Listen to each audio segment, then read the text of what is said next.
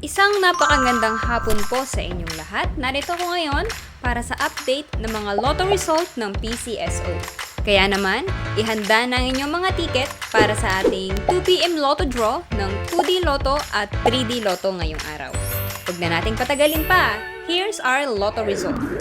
For 2D Lotto, the winning numbers are 29 and 8. In exact order.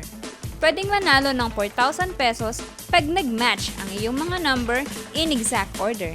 2,000 pesos naman para sa Rambolito System Play.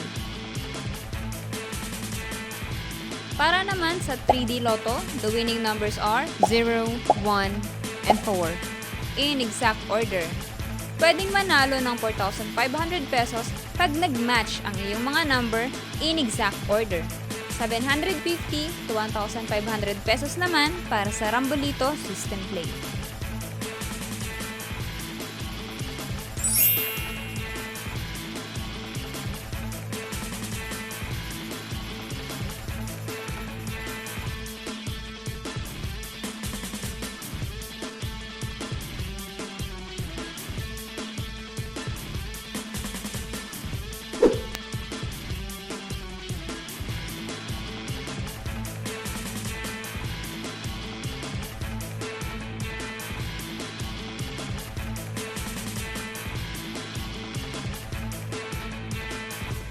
Po ay babala sa ating mga lotto players. Ang lotto ay live na binobola, kaya wala pong nakakaalam ng mga number na lalabas.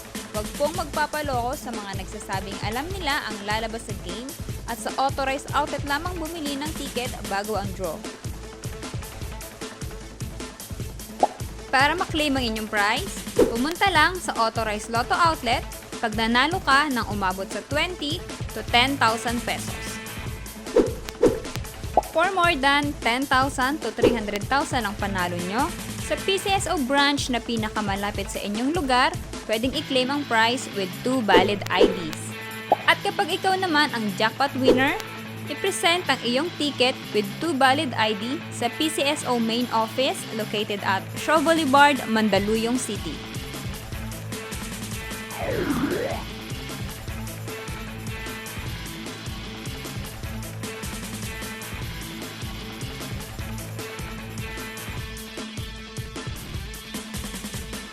Congratulations po sa lahat ng ating winners at magkita-kita tayo mamayang 5pm draw ng ating 2D Lotto at 3D Lotto. Maraming salamat po.